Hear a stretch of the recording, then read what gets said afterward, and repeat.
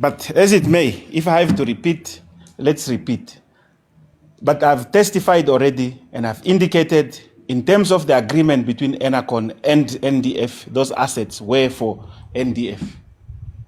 So meaning there was no point for Namcor to purchase those assets. Okay.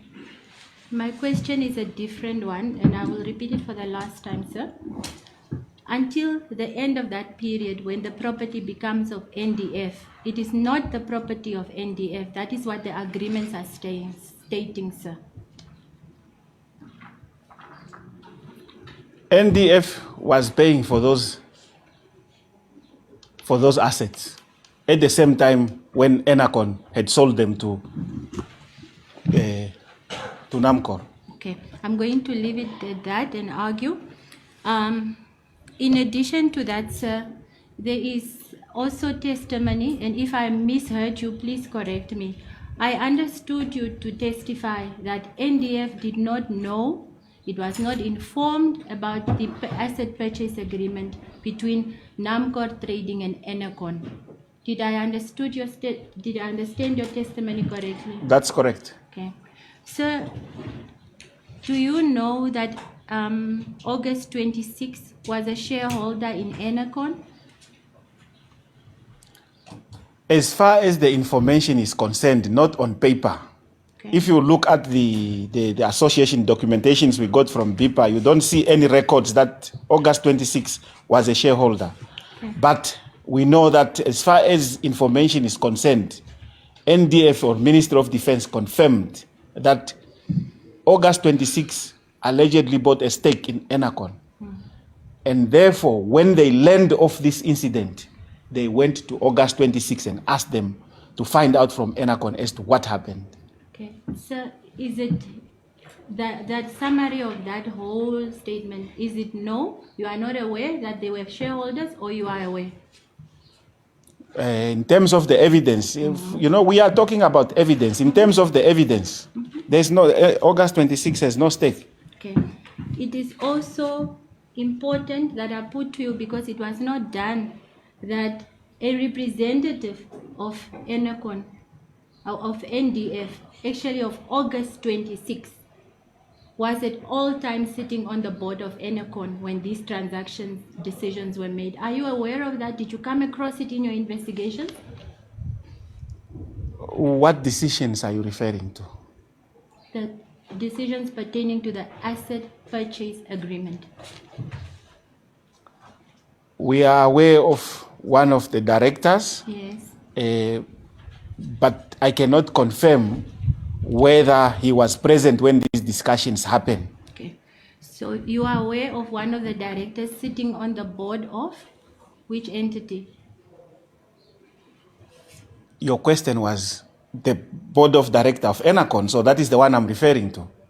Okay, then you are confusing me. No. Okay. I'm not confusing you. You asked me yes. if at all time there was a board of director for representing August 26 was present during the engagements for the asset purchase agreement, and I said yes. No, I did not ask you about presence and engagement, but I can repeat the question for you. I've answered it already. All right, I will argue that. As far as your investigations went, who is the shareholder of August 26 or shareholders at that period in time? Was one of them not the Ministry of Defense? August 26 is a subsidiary of the Ministry of Defense. Okay.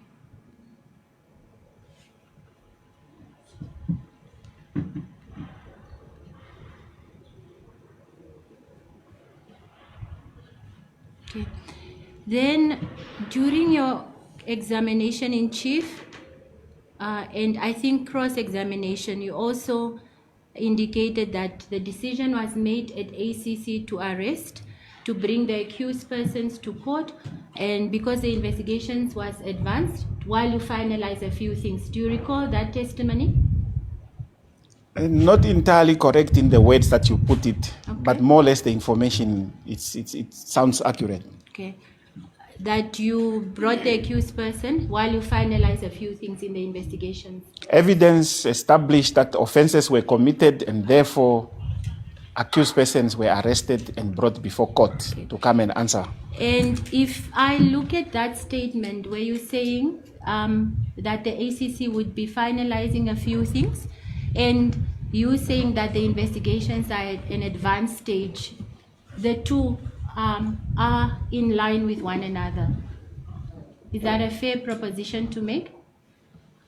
I hear you. Okay. Is that your response, that you hear me? Yes, I hear you. Okay, not a problem, sir. Okay. In your investigations, when you were conducting the investigations at Namcor Petroleum Trading and Distribution, can you please clarify for me the customers that had fuel purchase agreements? Did they have one account each, or would they each have different accounts under their name and profile at Namcor Petroleum Trading and Distribution? They would have multiple accounts or profiles. Okay, all right, that is fair.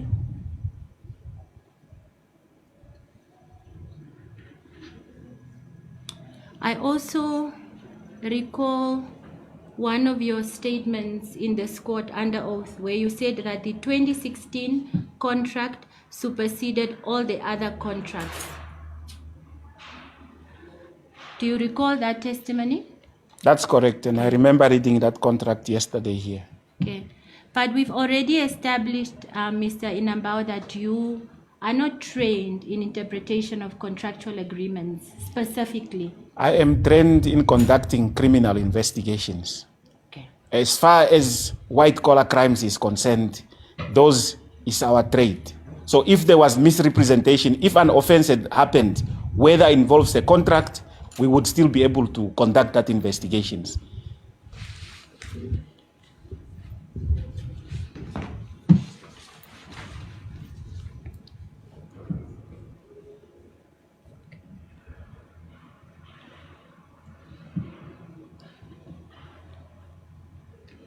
Mr. Inambao, because of a lack of some of the documents that one would have preferred to see to substantiate the issue of serious charges, I have to ask you the following questions just to make sure that we assist the court.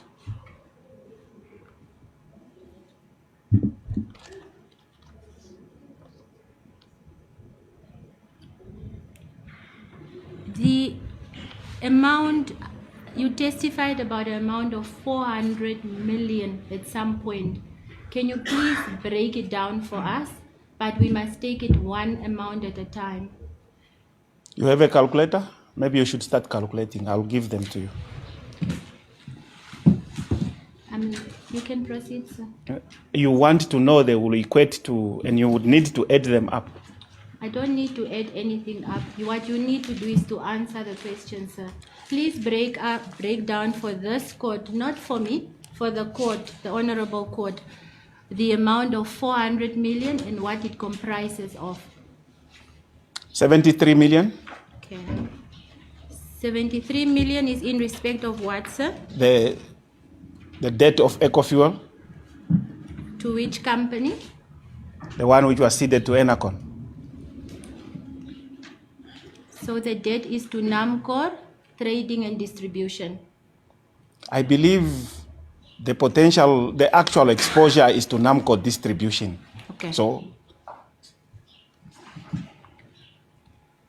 you have the 73 million? I do, sir. 53,212,000. Okay. Yes. 35 million. Sorry, the 53 million is for which amount? 212. The asset purchase. The entire amount. That's right. Okay.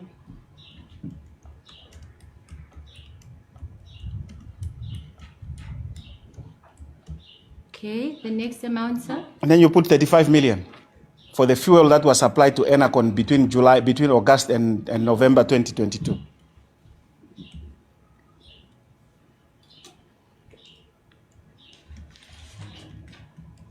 35 million worth of fuel supplied to Enercon between which period?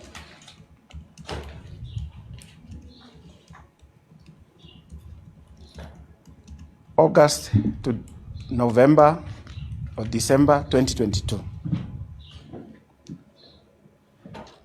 And then you can put 200. August to November or December? You can put December for interest sake. Okay. Yes, Then you sir. can put 238 million of fuel that was supplied to Erongo Petroleum. 238 million.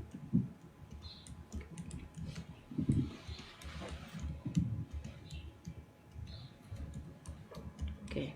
So that is the breakdown of how you arrived at this figure of 400 million. And maybe you can also just assist, since you were calculating, just to tell us if it comes around about to that amount, because I've answered this question so many times. Your Worship, can you please assist me by directing the witness to just answer the questions? So can that only amount? That's correct, Your Worship. You can move on. As it pleases the court, I'm indebted to the court. Mr. Inambao,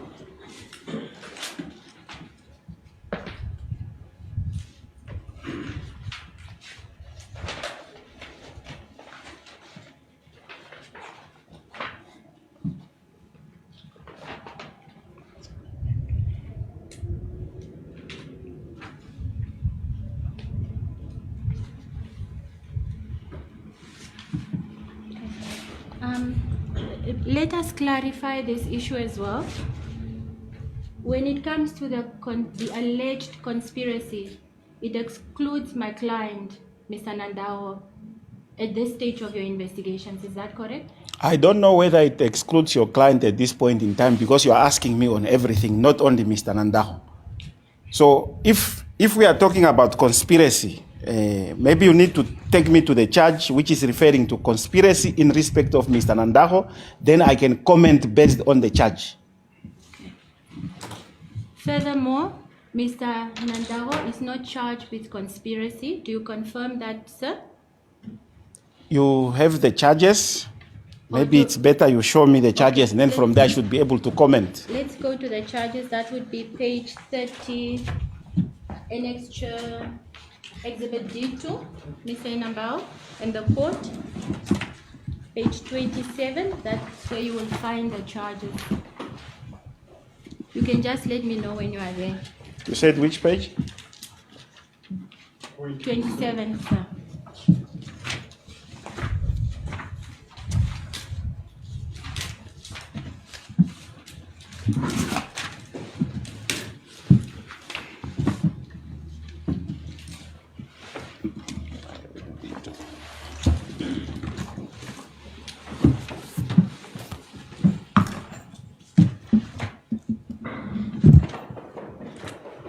I'm there.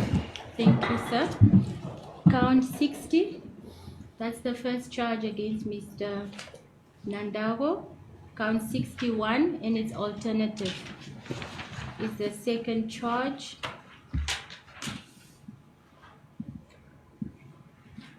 And then I see that there seems to be another charge as well.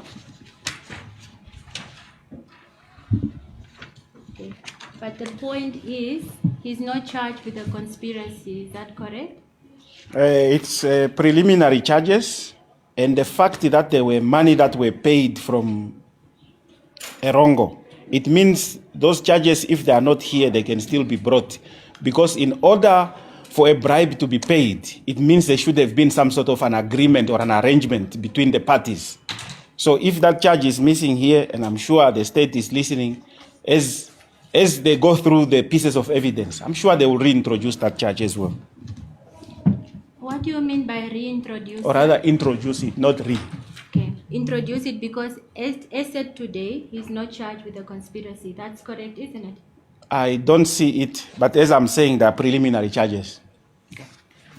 That answer would suffice.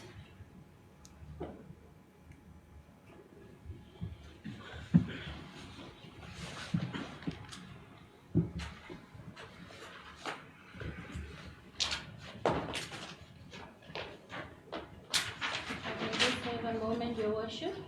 Take your time.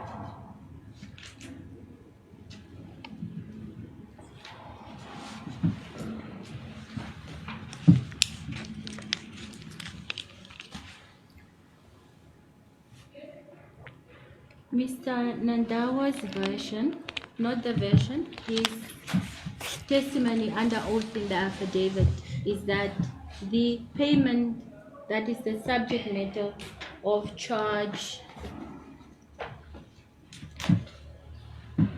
60, if one has regard to the bank statement, that was an electronic fund transfer. Is that correct? I'm not having the statement with me now for me to confirm as to whether it was an electronic fund transfer. If you can be given the bank statement of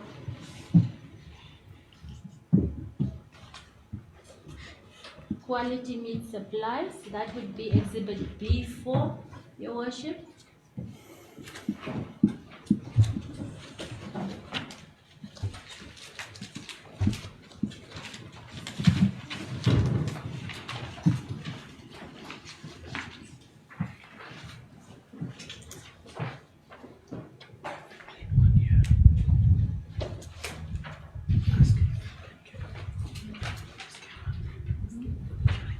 Yes, please.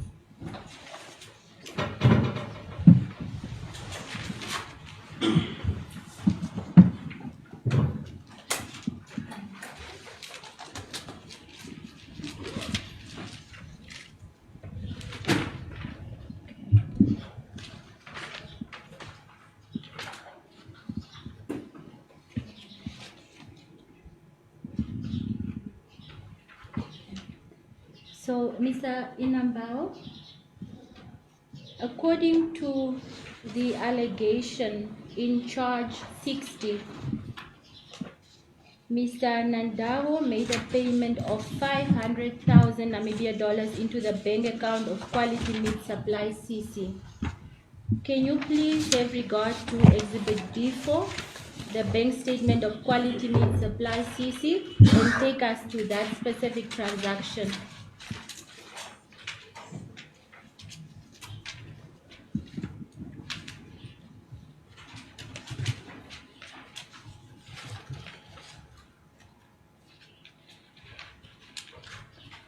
You want me to take you to the transaction? Yes, please take us to the transaction that is the subject matter of count 60 on Exhibit B4. Your Worship, if you look at 17 December 2022, there are two transactions. Firstly, it's a credit that was received by this account, which I believe is the account of Quality Meat Supplies, and the reference or the description is written Erongo Petroleum. That is an amount of 500,000. On the same day, the 17th of December 2022, a debit of the same amount is immediately made to Panduleni Farming, CC. To Panduleni Farming. Okay, thank you.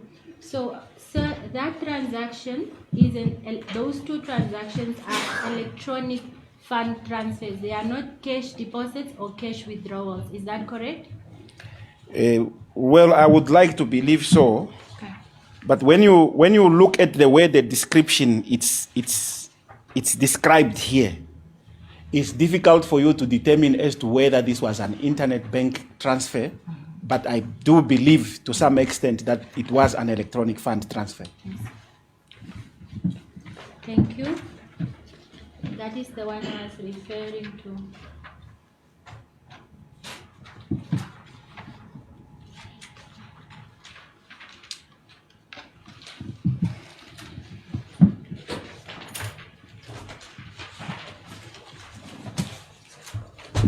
Then the next one, because you mentioned the two transactions, the bank statement we have to look at is for Panduleni Farming Enterprises CC. Your Worship, may I refer you to Exhibit B6 in this proceedings? Counsel for the State, please assist me with a copy for the witness.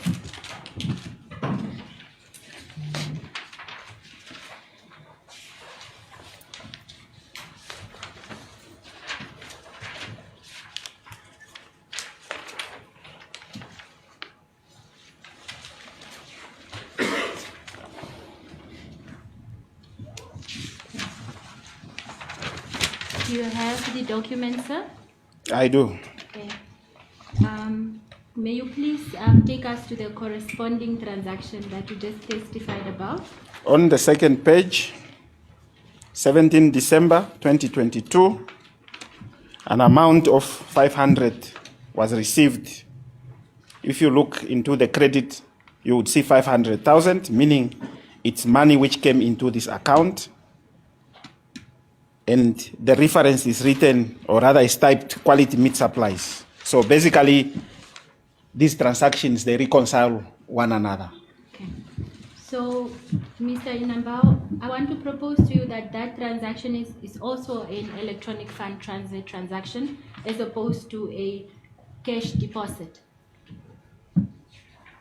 As I indicated previously, to a certain degree, on the account statement, it's not saying internet banking payment or electronic or EFT, but I did say that I agree to some extent that it was an electronic fund transfer, so there's no dispute about it. Thank you. Furthermore, I also remember your testimony, and I need you to correct me because sometimes I don't hear properly. If I remember, you said when you looked at Panduleni Farming Enterprises, the transactions were minimal that you saw.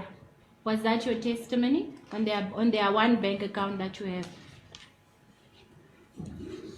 I don't think I am getting you unless you put it into context, okay, so that I can be able to give you a proper answer. Okay, let us do the exercise. On 27 April 2022. Are you still on exhibit B6? Yes, my lord. Your worship. Page 1. Yeah. Okay. 27 April of 2022. With the description farm equipment, there's a payment that comes in of 80,000 Namibia dollars. Is that correct, sir?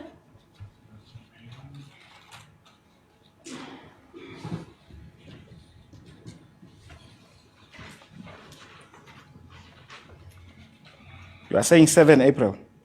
27 April. That's 100,000, not $80, not 80,000. I can give you the ruler, sir. She's referring to a different, just on top of that. The date 27 April. On top of that. 20. 7.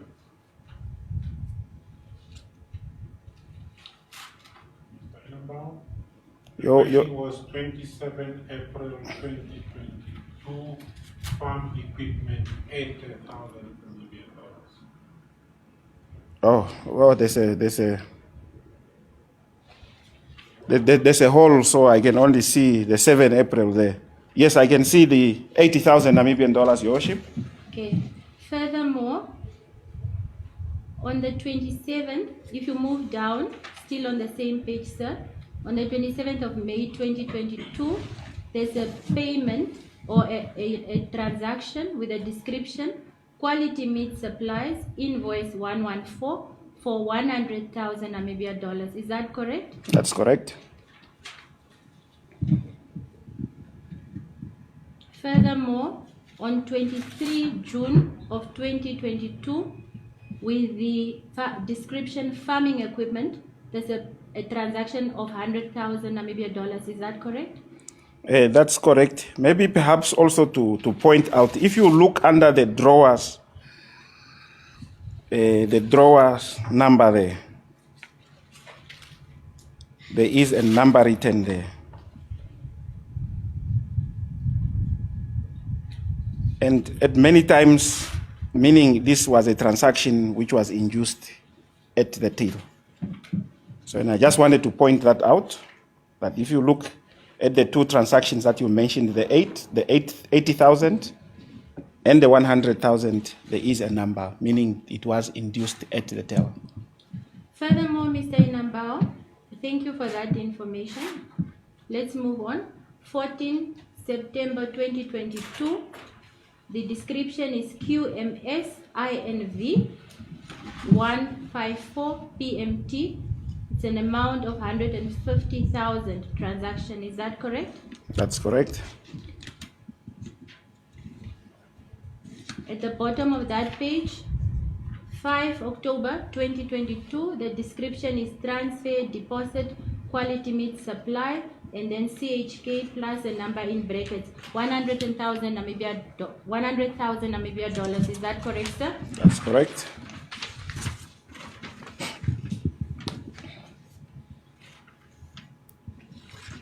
On the next page, still on the same bank statement, on 26 October 2022, with the description, transfer, deposit, quality meat supplies, and then that bank account number in brackets, we have 100,000 credited to that account. Is that correct, sir? That's correct.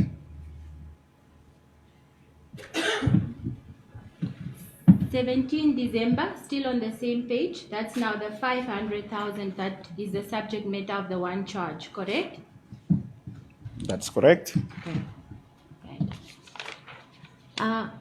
Without reading all of the others, I want to propose to you that there is still amounts coming in to that account before the 17th December and after the 17th of December 2022. Is that correct, sir? There is no amounts that we saw in terms of the analysis after December that came into this account from quality meat supplies. I didn't say from quality Yes. yet. It's the coming in first that we are dealing with. Yes, the statement starts from April 2022. It runs through to November 2024. So obviously, because of the date range, there were transactions between April 2022 until November 2024. In this bank account, Yes. eh? Okay. Of money coming in. Yes. Okay. But of course, you will also notice that after March 2023, after 1 March 2023, predominantly there was an amount of 50,000 that was coming in on this account, whereas all the other amounts that were coming in prior to that stopped coming in. Is that a criminal offense in this country? You had asked me if there were didn't ask you amounts. that question. No, I'm still answering. You asked me if there were amounts coming in. Yes. If you look at the pattern of how the credits were coming into these accounts, you would realize that as soon as you reach March 2023, the frequency reduced. So there was a steady income of almost monthly 50,000 that was coming in only. Is that a criminal offense, sir? For the money that was coming in, which we haven't highlighted as offenses, that's the reason why we didn't say it was an offense. Thank you.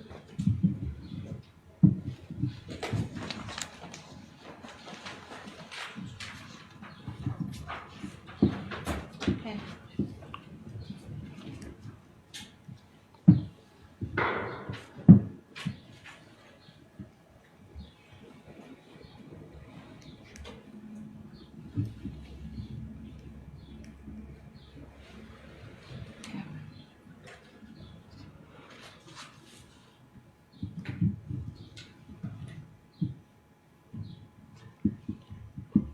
Mr. Inambao, after I've pointed out to you, and you are not being blamed again before you say it for drafting the charges, after I've pointed out to you that charge 60 alleges that Mr. Nandavo himself made a payment as the accused person to Quality Meat Supplies of $500, do you still maintain 500,000, sorry, do you still maintain that the state has a strong case on charge 60? Most definitely, payments can be made indirectly. He doesn't need to be the one that is sitting there. We have proven through the documents that we went through this morning that at that time he was the owner of Erongo Petroleum CC, and therefore a transaction in that amount was made from Erongo Petroleum CC. So indirectly, that was his entity that made that payment. Okay. So you are saying there's a strong case because he, according to you, which is disputed, was the 100% owner. Not according to me, according to the evidence. It's disputed, sir. It's not tested in any court yet. At this point in time, we have evidence which indicates he was the 100%, he held the 100% interest stake of. That's the reason you are saying he made the 500,000 payment. No, Okay. you are twisting my words. I said payment can be made indirectly, either by him or by somebody else that he directed to make the payments. Okay. So do you have evidence that he directed someone to make that payment, sir? Because that's the next logical question we must ask to assist the court. I said indirectly. So as far as we are concerned, there was another person that had access to the account, to whom he had given access to the account and power of attorney. Okay. Let's deal with that aspect. We've established how electronic funds transfers are made. Is that correct, sir? I don't think we have established that. Okay. You That did you confirm. You did confirm it was made electronically, but you didn't establish how. Sir, I'm not talking about this transaction. You have to listen. Then we will engage each other. Let me repeat the question. We've established how electronic fund transfers, whether it's this one or mine or yours, are made. You need access to a bank account with login details. We did that this morning. But that is not establishing how. That is just, it's just enabling you to access the platform. Meaning, in order for you to make the transaction, you need to go and select, you need to go and input the recipient account. You need to select it depending on how many accounts that you have. So that is the whole process. Okay. We also established that you were employed at a banking institution as a manager of forensics investigations. Is that correct, sir? That was established. And one of your duties that we went through is that you would typically investigate disputed electronic funds or online transactions from customers or with the bank. We also established that. I'm repeating it in case you deny it. Can we move on? Just Yes. get to the point. There's So no my need for point- you Let's please to- record. yeah, you can So- just get to the point. Okay, Mr. Inambao, you testified that it could not be established whether my client was involved in the operations of Erongo Petroleum CC. Did you visit the banking institution? I'm not talking about the special power, we will get to there. Did you visit the banking institution being Bank Windhoek to find out on whose online profile this transaction was made? And by whom, with which details that were given? That's the point I'm making. We visited the bank and we obtained records as far as the account access is concerned, which among others, it included the resolutions and the power of attorney of granting permission to somebody to be accessing the account. In case you didn't understand, I'll rephrase it. I understood you, and that is my answer. When you investigated this matter, specifically in respect of Mr. Nandaho, did you conclude in your investigations that that payment was made from Erongo Petroleum CC's bank account using excess banking details that were given to him by a bank, being Bank Windhoek? Let us pause.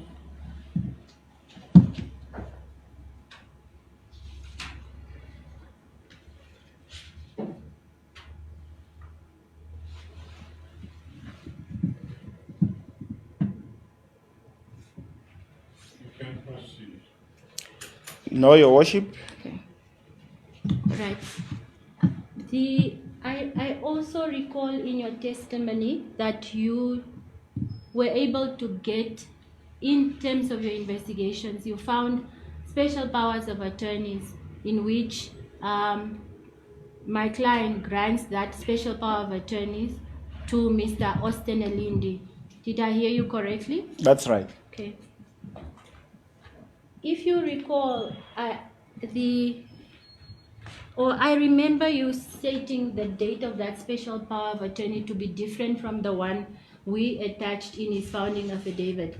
Is it a different one that you found, or is it the same? I don't remember putting a date to Okay. that record. Okay. The reason why I'm saying that is because the special power of attorney that we attached was not part of the disclosure. But in your investigations, you found a special power of attorney at the bank, isn't it? Yes, that dates back as far as 2020, if I'm not mistaken. Okay. And then in addition to that one of 2020, let me just make sure, sir, before, because I don't want to mislead you. Thank you. In addition to that special power of attorney, we also attached one dated 27 June 2022 to the founding affidavit.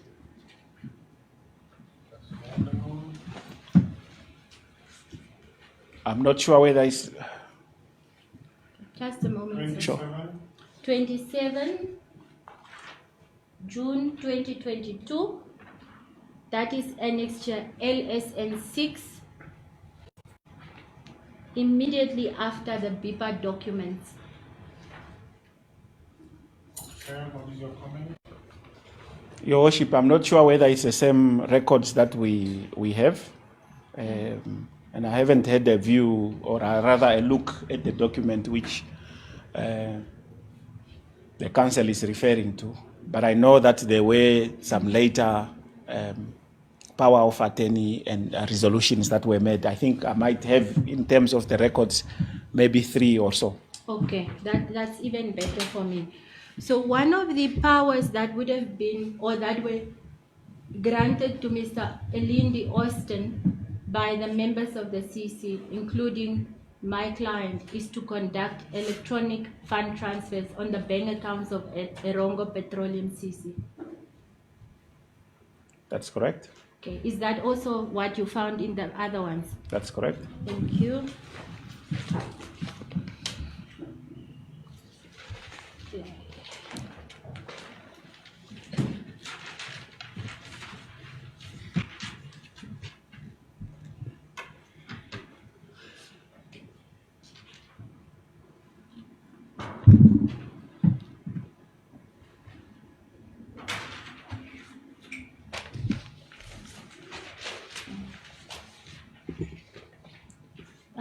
Mr. Inamba, I want to make a proposition to you.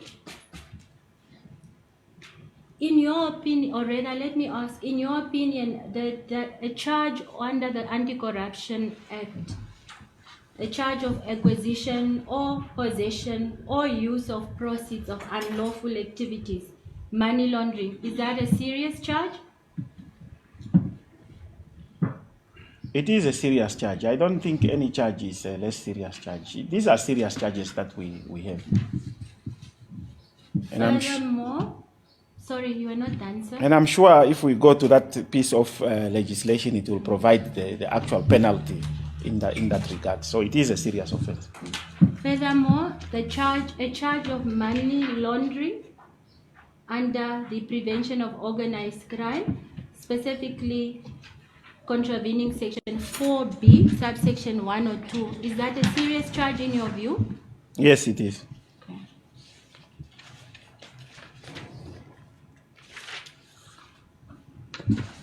Furthermore, a charge under the Anti-Corruption Act of 2003, one of dealing with or using or holding or receiving or concealing gratification, specifically in terms of section 45, 1B. Do you also regard that as a serious charge? Definitely. I mean, we have already gone through the penalty prescribed in the Anti-Corruption Act, which is 500,000 or 25 years or both. So it is serious. And then a charge of conspiracy under the Anti-Corruption Act? The same, serious. Okay. So those are the charges against Mr. Connie van Wyk, who's out on bail. You didn't specify those charges were for which accused. You asked me the seriousness in respect of the charges. Yes, now I'm putting something else to you. We are done with that. I'm putting to you that those are the charges against Mr. Connie van Wyk, who is out on bail as we speak. I haven't testified on the charges of Mr. Connie van Wyk since I started in this hearing. Okay, that's your answer. Yes. Okay.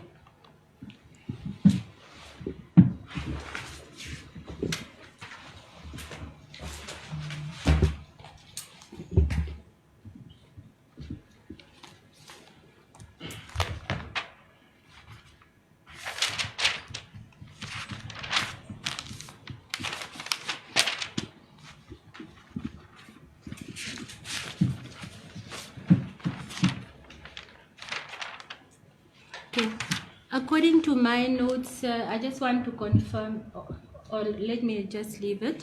It's not necessary since it's not in dispute.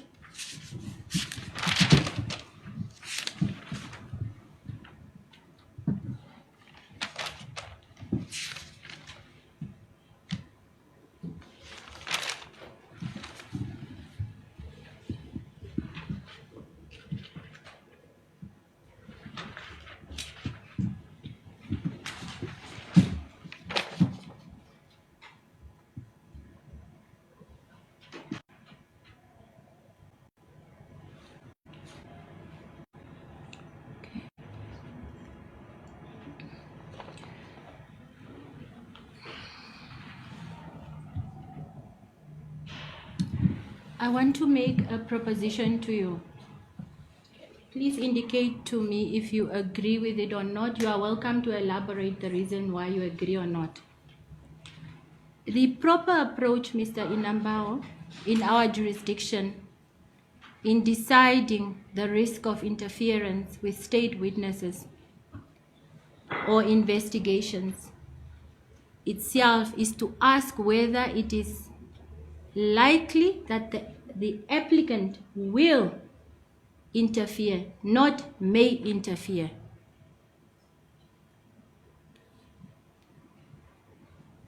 Must I comment? Yes, I'm inviting your comment. Your Worship, the likelihood of interference is high. As much as, the transactions that were indicated were done by internet banking. In terms of the evidence, Your Worship, if you go onto the account statement of Erongo, you would find that there's also a lot of cash deposits. As much as Mr. Nandaho may not have had access, in terms of the cash deposits that were made onto this account, they were being made by him. And as a result of those deposits, money was paid. So, and hence I indicated that, if you follow the chain of all the accounts that you have showed me here, it's moving from one account to another. There's even cash deposits and so forth and so on, which carries elements of money laundering, which makes it complicated. So the risk of interference is high at any level. So that's your answer to the proposition that in this jurisdiction, the proper approach is whether an applicant will interfere, not may interfere. Is that your answer, sir? Definitely. All right. As far as the cash deposits I've seen, and we are still receiving even more deposits and withdrawals, I can even put a value of at least over 300 million, not 300, 3 million, which I've seen Mr. Nandaho depositing on the account. You've seen him deposit 300 million. In terms of the withdrawals slip, the funds You that saw he him withdraw. withdrawing? No. In terms of his signature. Oh. So he's Okay.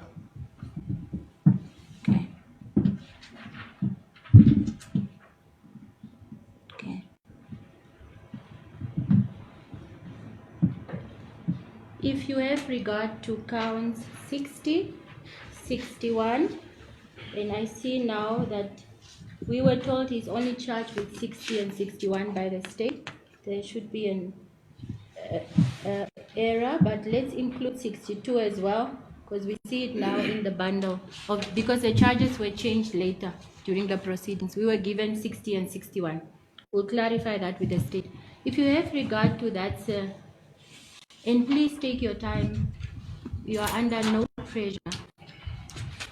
You will agree with me that there is no reference to Mr. Nandao being charged in his capacity as the member of the close corporation. The closest they get is to something called representing, but they don't make reference to his membership under the Close Corporation Act. Which of the charges do you want me to refer to? 60, 61, because I see there's a 62, which is twice here, 62, 62. Which one do you want me to? Yeah, that's the confusion that is here. But me, I was clear. Look at 60. Mention 62. Yes, 60, 61, and its alternative, and then 62, just to be clear. Yes, I'm Just saying to there's be two, thorough. two of 62. So which one of them must I look at? All of them, both 62? Because there's two of them. I don't know whether on your document they're like that. I'm having 262. Sir, 62 has an alternative count because it has a main count. So there will Okay. be two, sir. Okay, sure.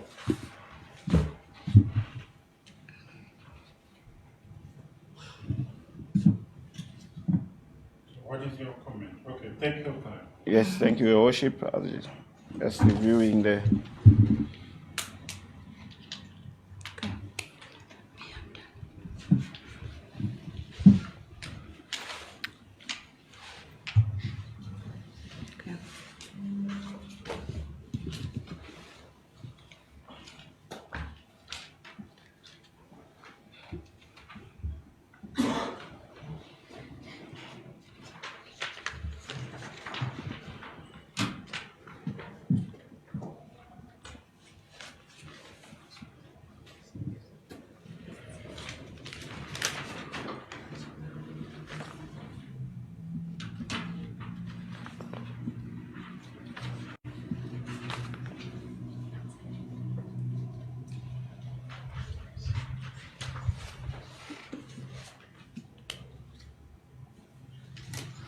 The only charge, Your Worship, where I'm not seeing a wrongo listed is count 60. The question was that on count 62, there is no reference that applicant number 7 is charged in his capacity as a member of the CIS.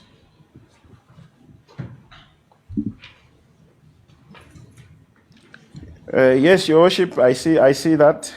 But as I earlier and as I've been indicating already, it's preliminary charges, and we know in terms of the evidence that we have led, it was to indicate that he was at that time the member. That is how the evidence was led. So, Mr. Inambao, Mr. Nandawa has not interfered with the investigation. He's not likely to interfere with the investigation. What is your comment to that? That's what I'm saying. But I've indicated that as far as money laundering, you can see how the money was moving from one account to another. There's at least 3 to 4 accounts that are involved just to execute one transaction. It moves from Erongo, it goes into quality meat supplies, then it goes. Those are the complexities of money laundering. And as far as we are concerned, it's very easy. And as we are saying, we are still investigating. And as we are indicating, cash withdrawals were made. And there's a lot of leads that we can still find out and establish to see if where this cash actually went. Mr. Nandawa is not charged with money laundering, sir. And in addition to the interference issue, the applicant, Mr. Nandawa, is prepared to abide by conditions of not interfering with witnesses if their identity is made to know him. Sir? I'm looking at count 62. He's actually not charged with 62. Allow him to respond.